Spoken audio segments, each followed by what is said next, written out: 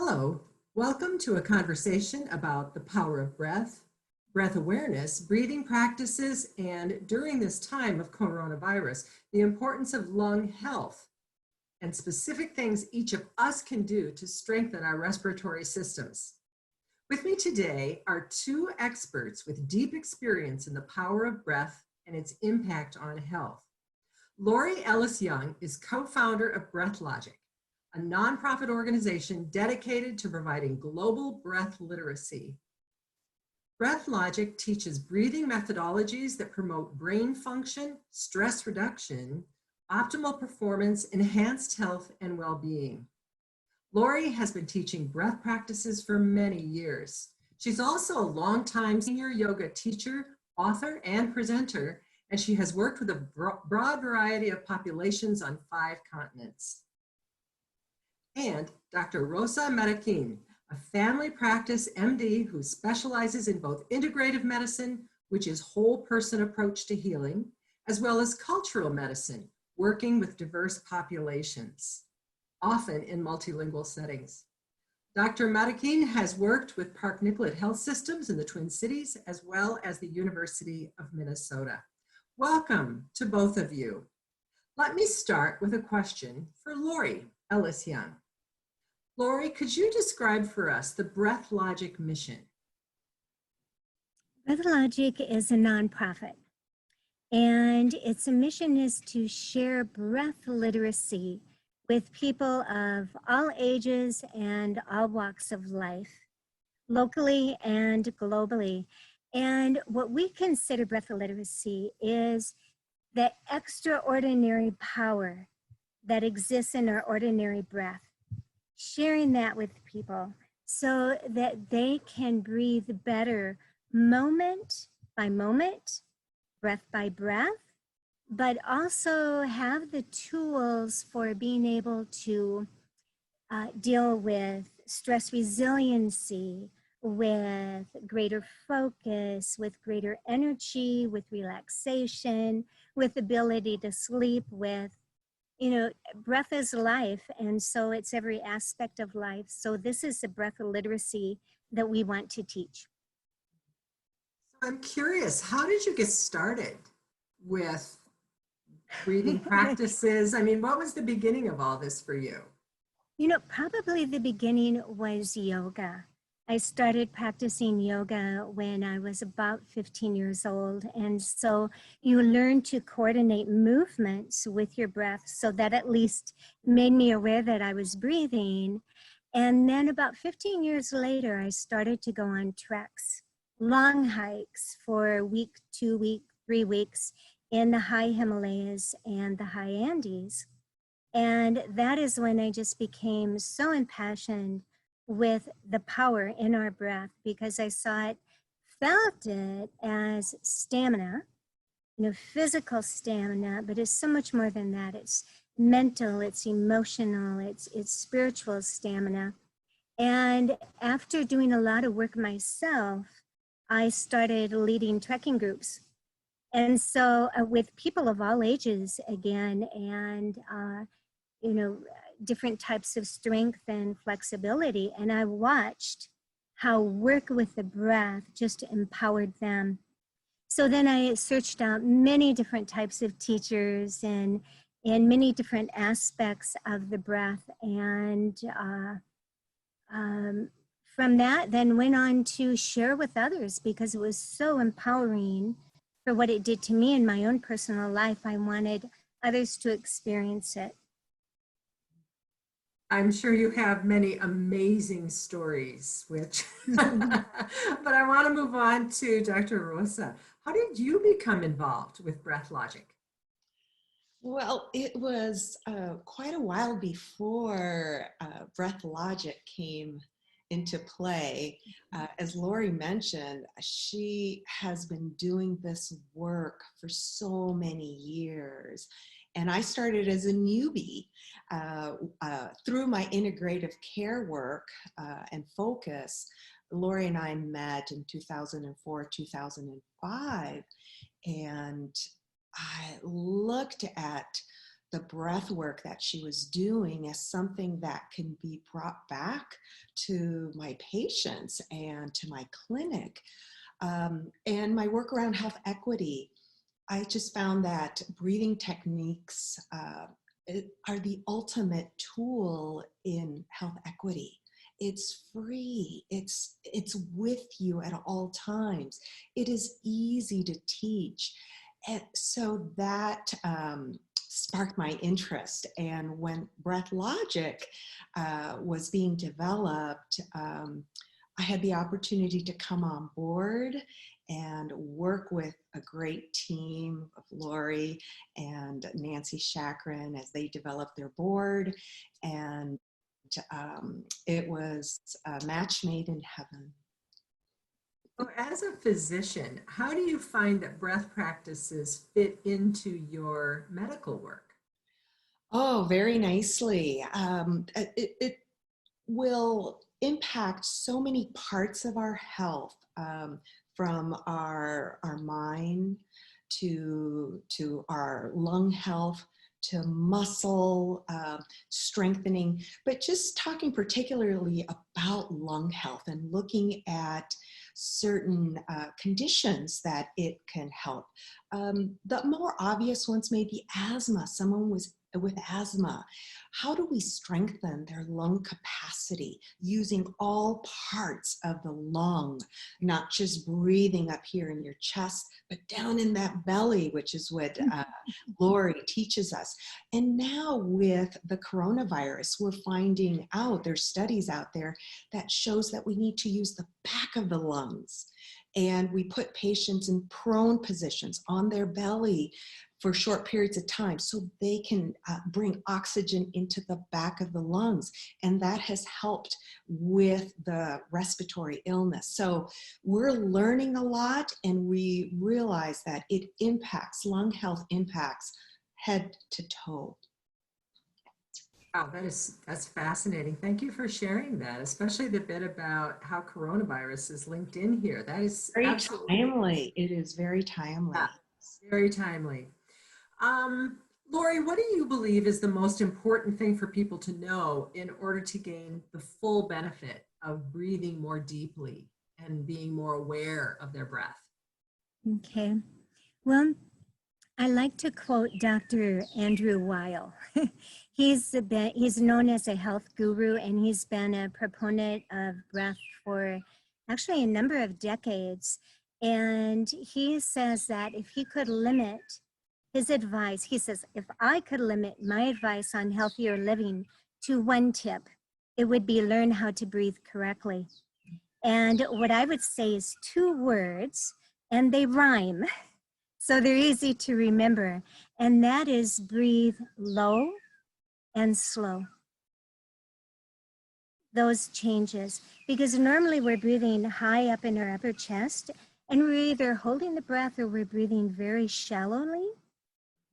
And it is, if we can get that breath that's up in our upper chest down into our belly and learn to expand the breath on the inhalation and then contract on the exhalation so that it goes out, the belly goes out, and the belly comes back in as you contract. So what that does, and Dr. Rosa can explain this so beautifully, is that the brain changes the breath, but our breath, our conscious breath, can change the brain.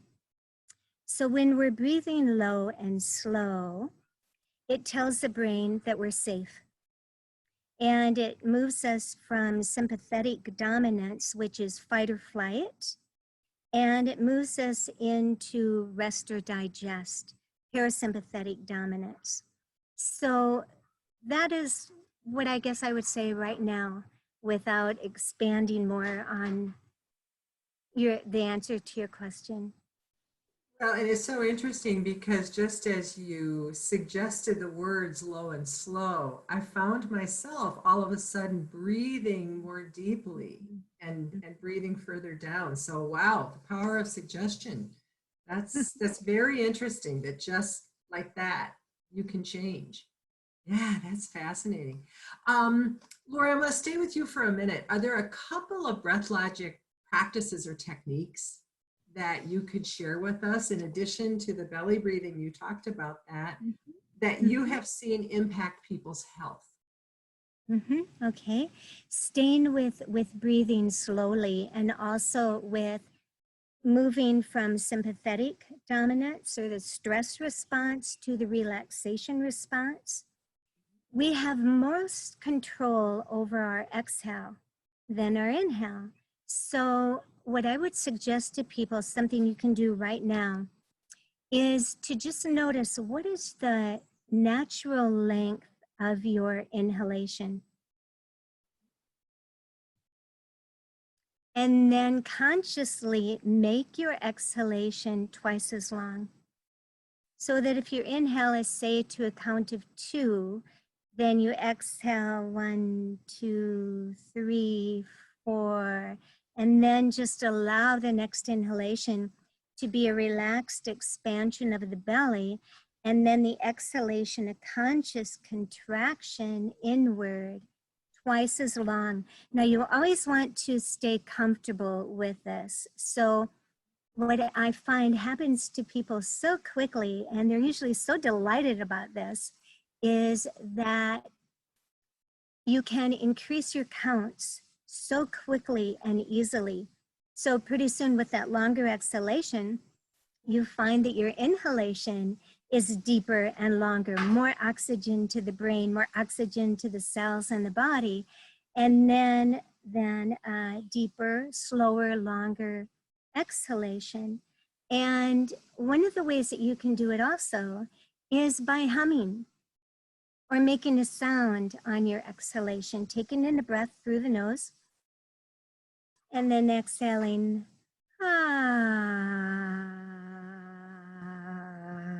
however long that you want. And that right away then puts you into a different state that is more calm, more relaxed, more open to making good decisions. You're using your prefrontal cortex, which is the part of the brain that we want to utilize the most. Thank you. That's fascinating. And Dr. Rosa, let me turn to you. How have you and your medical teams used BreathLogic techniques? Do you have any favorites that you use with patients? Oh, yes, yes. I think I brought it first to procedures that I was doing in the office. And some of them are just simple procedures and examination that may be uncomfortable for the patient, but there are other procedures, biopsies that you can do. So I started using the breath work, the relaxation techniques that Laurie has talked about so well, getting people out of their reactive mode, in that sympathetic mode, into a relaxation mode. And I use different tools that when they're laying down, you can put something light on their belly that they can watch go up and down as I'm doing whatever I'm doing. But that expanded to working with people who were in crisis as well. If they're having panic attacks, if they're very anxious about performance. So that would take place in the room. We would just walk through it. I'd give them homework, and they responded very well to that. And then expanding it further to our staff, and BreathLogic was able to come in and help us with a program that we co-developed on blood pressure.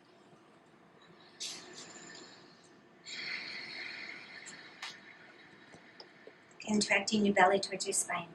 And this demonstrates the pace, the rate that you want the patient to breathe in, the children to breathe in, that you should breathe in. So it slows it down, because you can't always visualize the abdominal breath work. But this is a good way. Laurie, you've used this in working with kids, right? Kids love it. Yeah. And so starting from when the patient comes in, the nurse puts them in the room, don't automatically check their blood pressure. Have them breathe with you as you're putting on the blood pressure cuffs, sit. Have the staff breathe with the patient and really connecting on that level. So all that changed the blood pressure readings for us and for them. It showed them real time what this work can do. So going into preventive mode is really important when working with breath.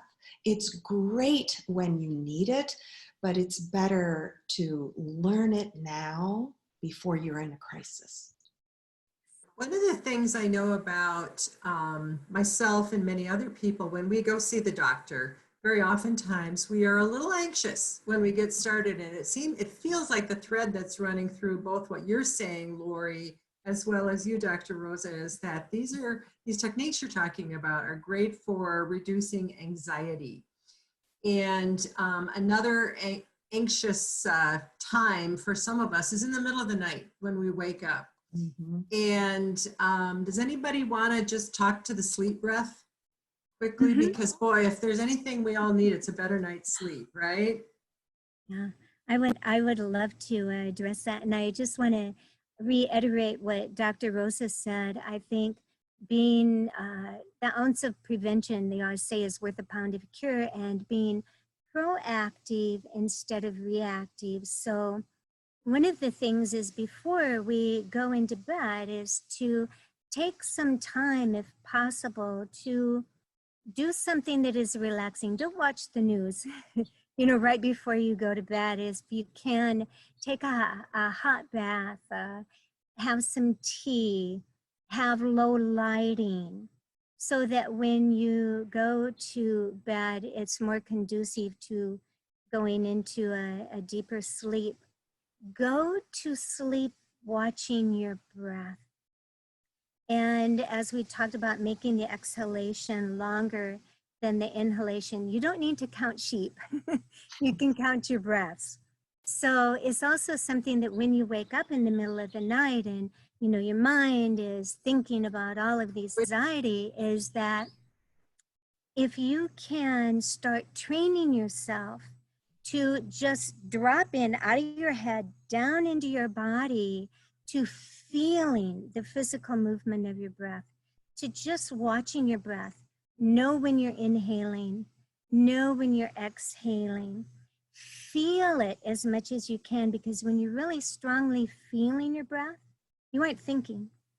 Your mind, your brain gets a little bit of a respite. And we know with neuroplasticity that this begins to cure anxiety, is that if you can start training yourself to just drop in out of your head, down into your body, to feeling the physical movement of your breath, to just watching your breath, know when you're inhaling, know when you're exhaling, feel it as much as you can, because when you're really strongly feeling your breath, you aren't thinking.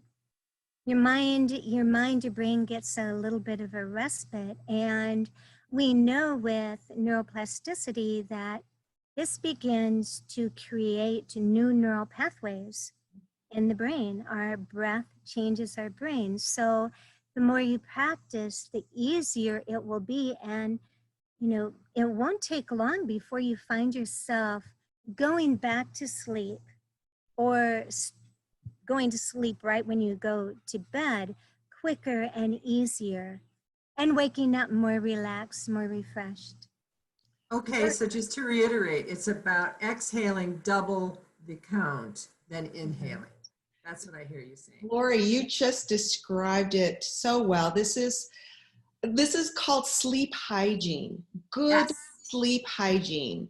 And it is exactly those steps, and bringing tools in that drop you into that stage. You have to set the stage for sleep. We think that it's okay, I guess it's 11, I'm jumping right into bed. It doesn't happen that way. Sleep hygiene, you need to set the stage. You need to practice it. You need to wake up at the same time. And your body changes, your brain changes, and you wake up less. So sleep hygiene is crucial with breath awareness. Yes. Mm-hmm. Thank you, because sleep is such a huge part of health, right? Mm-hmm. We know that. But staying with our health theme here too, Dr. Rosa, during coronavirus, are there any other pieces of advice around anxiety reduction, stress reduction, calming, any of that that you think, or lung health, as we wind up here? Is there anything else we really need to know or practice? Yes, start now. Start now. Do not wait. If this is not the time, I don't know when it will be the time. We are seeing higher levels of anxiety all around, with job losses, and not just illness, but people financial worries. Financial worries. So it is affecting all of us across the board. So starting now with simple techniques, maybe just a minute or 2 or 3. You don't have to do 30 minutes at the very beginning, but the slow and low technique, doing a few of those and then increasing the capacity. Another good point that I want to make is tie anything that you practice into what you're already doing. So connecting a habit you think is really important, like breath work and breath awareness, into something that's routine, your daily activity. So you're washing your hands a million times right now with the pandemic. Just do your slow and low breath. Maybe just exhale a little slower. Tie it to when you're washing your face. When you're in the shower, you're doing dishes, you're going into your car. Pair a habit that you want to improve with something that's already being done day to day. That's an important tidbit I cannot stress more. Great advice. And Laurie, as we move toward our conclusion here, as we wrap up, what's one more thing you wish we all knew about how breathing can impact our health? When we work with our breath, we work with our hearts. The lungs just naturally, anatomically, they embrace the heart.